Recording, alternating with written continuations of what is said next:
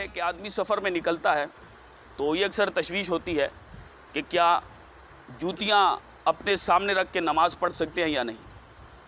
तो इसमें ये बात याद रखें कि कहीं मर्तबा आदमी सफ़र पे जाता है तो जूतियाँ वो अपने सामने रखता है, हिफाजत के तौर पे रखना चाहिए। ज़रूरी है कि आदमी किसी काम से गया, वो जूतियाँ ढूंढेगा, जूतियाँ ख़रीदेगा, जाएगा फिर बाज़ार में, या वो अपना काम करेगा।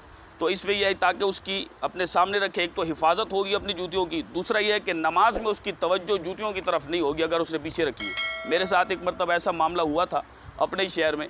तो मगरिब की नमाज़ मैंने पढ़ी तो वो बड़े शूज़ थे अच्छे, मैंने बड़ी जो है वो तगोदो से ख़रीदे थे और बड़े पसंद भी आए थे, मुझे पसंद भी थे।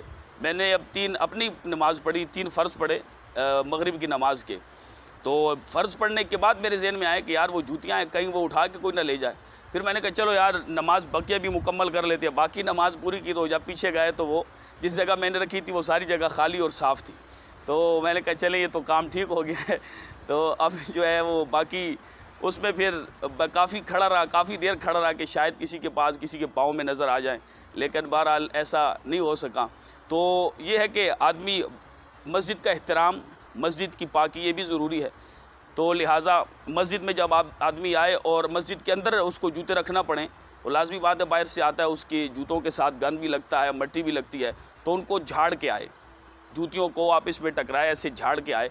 और एक ये भी है कि अक्सर जो है वो शॉपिंग बैग बहुत आम मिलते हैं, आदमी वो अपने पास रख ले और उनमें शॉपिंग बैग में जो है वो जूतियाँ रख के तो अपने सामने रख के बेशक नमाज़ पढ़े, ताकि उसकी एक तो जूतियों की हिफाजत हो। यहाँ तक कि कई आदमी जो होते हैं क्योंकि किसी के घर गया आदमी या किसी दूसरे शहर में गया, किसी दूसरे ज़िले में गया, किसी काम से गया, तो उस सूरत हाल में आदमी के बहुत कीमती जूते भी होते हैं, क्योंकि फटे जूते तो कहीं कोई पहन के नहीं जा सकता, और कोई आम जूते तो अच्छे जूते पहन के किसी शादी में गया है, हज़ार हाँ जो है वो मामलात है, तो उनमें वो कीमती जूते पहन के गए, तो इससे उसकी वो तवज्जो भी नमाज में नहीं बटेगी, अपने उन कीमती जूतों की हिफाजत भी होगी। लिहाजा शॉपिंग बैग में रखे, मस्जिद भी इससे जो है वो आलूदा नहीं होगी।